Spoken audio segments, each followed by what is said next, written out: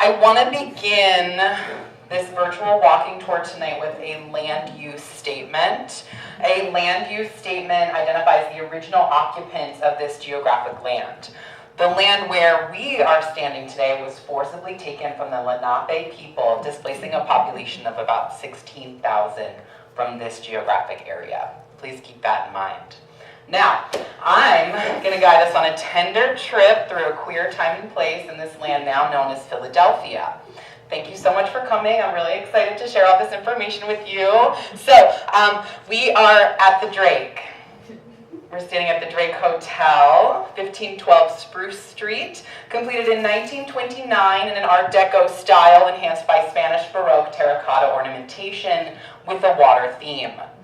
The building is on the Philadelphia as well as the National Historic Register of Historic Places. So, can anyone identify any of the water elements on this building?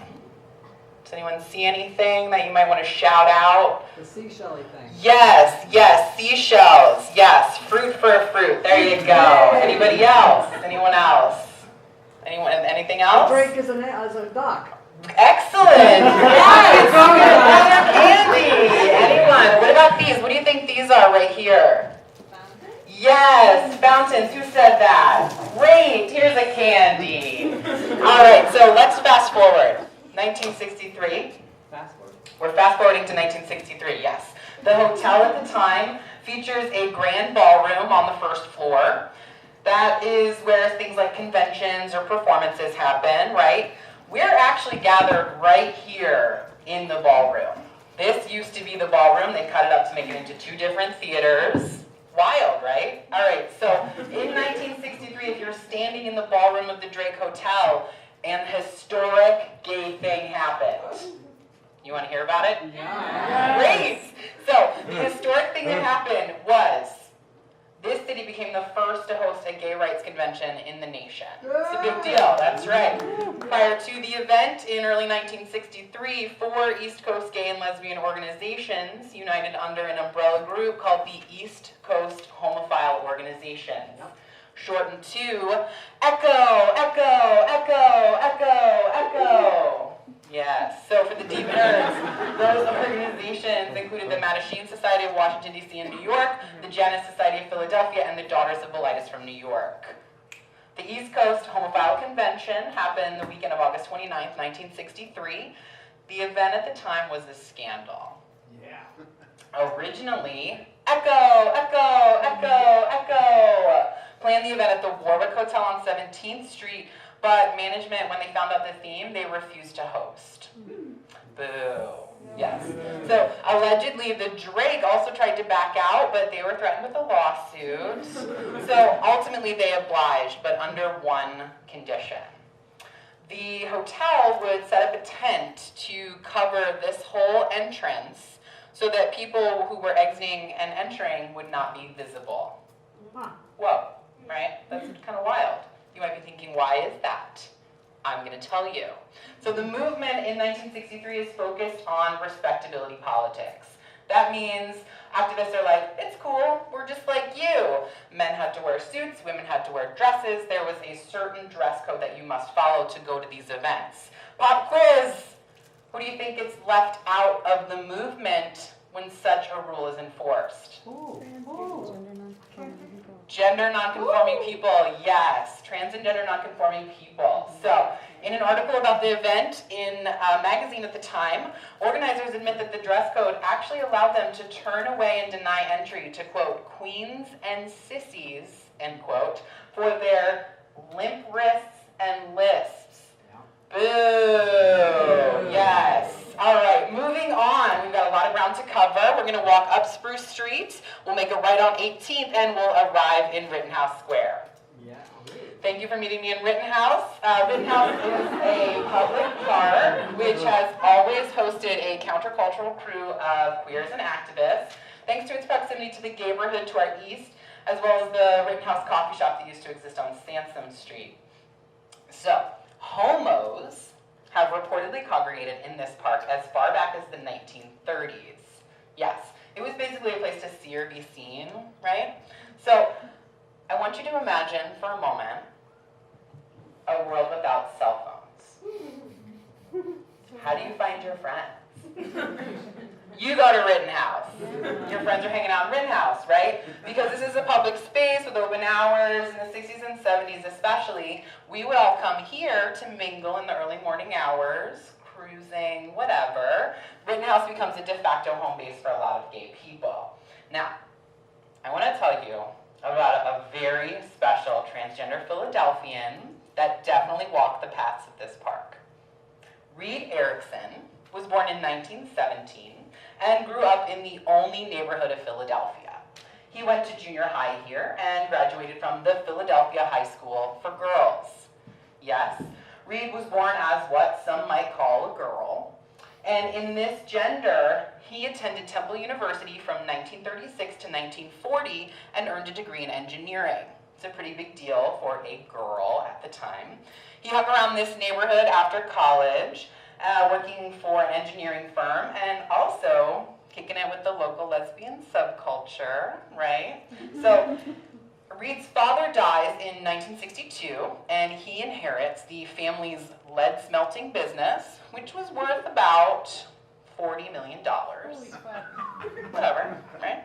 So a year later, Erickson changes his name and gender while under the care of Dr. Harry Benjamin, who's a sex change specialist working in New York. The following year, who's paying attention? 64, yes, 64. Here's a candy, yes. So, 1964, Reed launches the Erickson Educational Foundation. Repeat after me, also known as the EEF.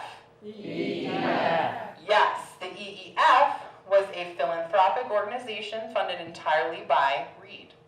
The EEF contributed millions of dollars to the early development of LGBTQ movements between 1964 and 1984. Most importantly, the EEF functioned as an information and counseling resource for transsexuals by creating a referral network between physicians and psychologists, publishing educational pamphlets, and conducting outreach about trans identities to public officials. Allegedly, there was a Philadelphia office of the EEF. Haven't been able to find the address. If you know, let me know. So the EEF was very active in the 1970s. As a result, the foundation supported efforts within the growing New Age movement. This included research about acupuncture, homeopathy, dream research, psychedelic drugs, and dolphin communication. Yes, dolphin communication. So some people in the world believe that dolphins can learn to communicate with humans using English. Yeah. Reed Erickson was one of those people. Okay? You might be thinking, why is that important? I'm going to tell you.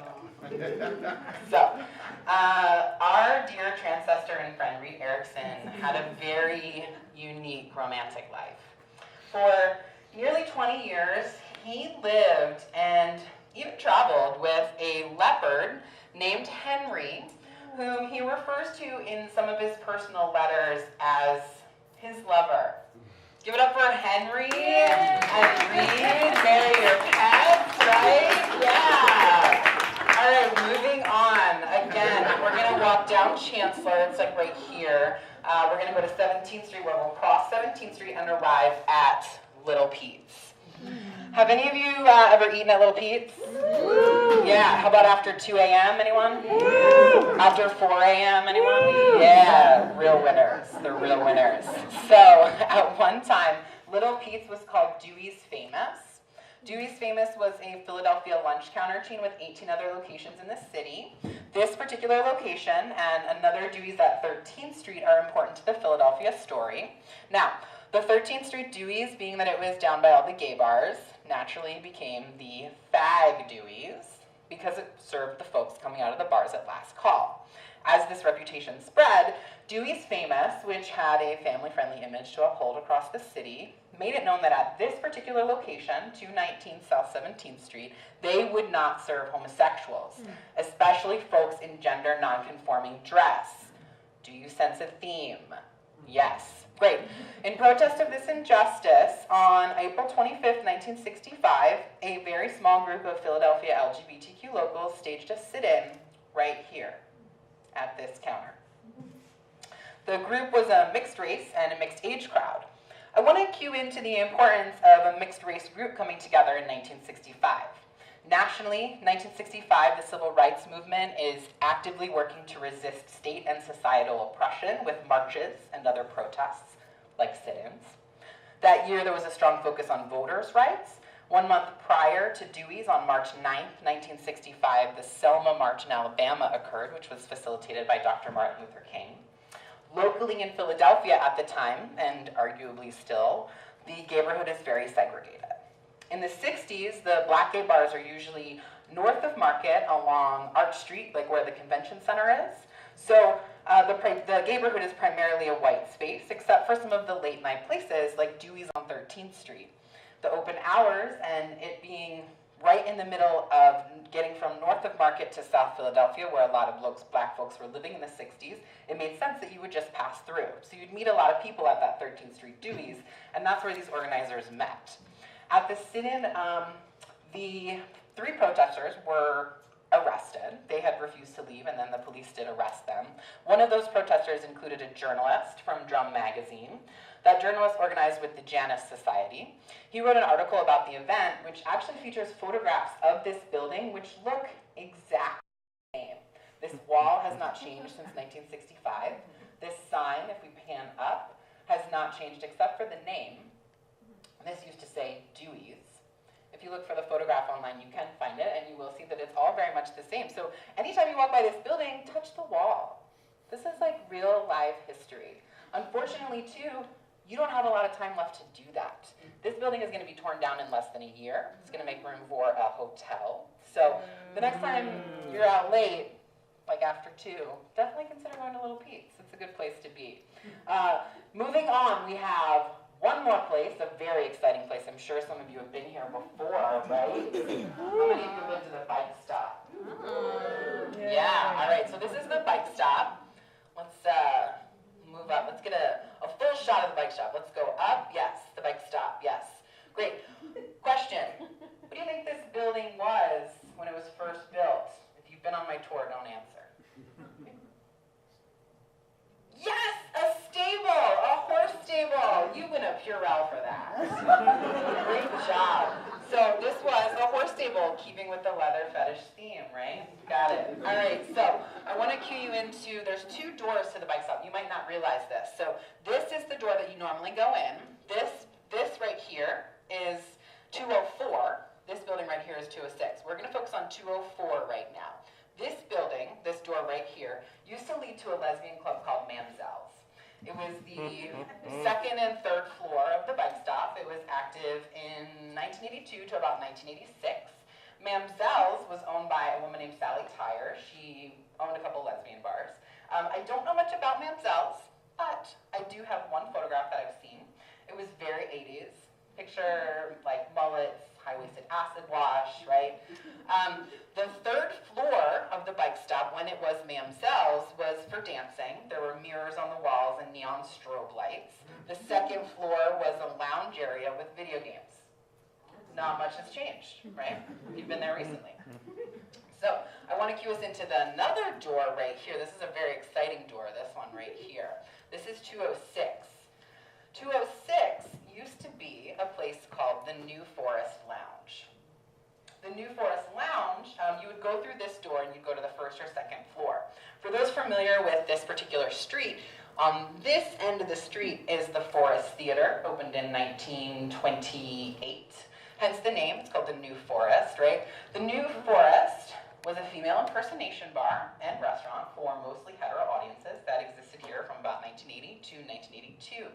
It was kind of like dinner theater, you know, you'd like walk around, there'd be these like beautifully dressed people. Every Thursday and Friday night at the New Forest, our queer friends would perform as women for straight people's delight. I want to tell you about one special performer. It was a thing, it's still a thing. Have you been to Provincetown? Come on now. All right, one special performer I'd like to tell you about. Her name is Les Harrison. Les Harrison was a queer kid from New Jersey. Les used to take the train in to Philadelphia, and on the train she would get dressed as a woman, because that's where she would feel comfortable. In the 1960s, Les actually became the first black performer, one of the first, to work a Philadelphia drag show stage. She was billed as Philadelphia's Shirley Bassey. What does Shirley Bassey sing? Goldfinger. Goldfinger! Yeah, Candy up there! Sorry, I had to give it to that guy. Sorry. Alright, so Shirley Bassey. She also sang Expended, I Am What I Am. Yes, great. So, Les performed as Shirley on many a stage. She told me that she was actually invited by the owners of a particular establishment who were white. Those owners told Les that they knew that she could bring in the crowds, but she didn't seem to mind at the time to take that position because it was a paycheck and she loved to perform. So she performed as Shirley Bassey both here and in Las Vegas. She also sews her own costumes. Also, she still lives in this neighborhood. She still lives down the street. And she still performs. And right now, we're going to watch a video of her performing last year at the 2015 Defiant Archives event. Les Harrison.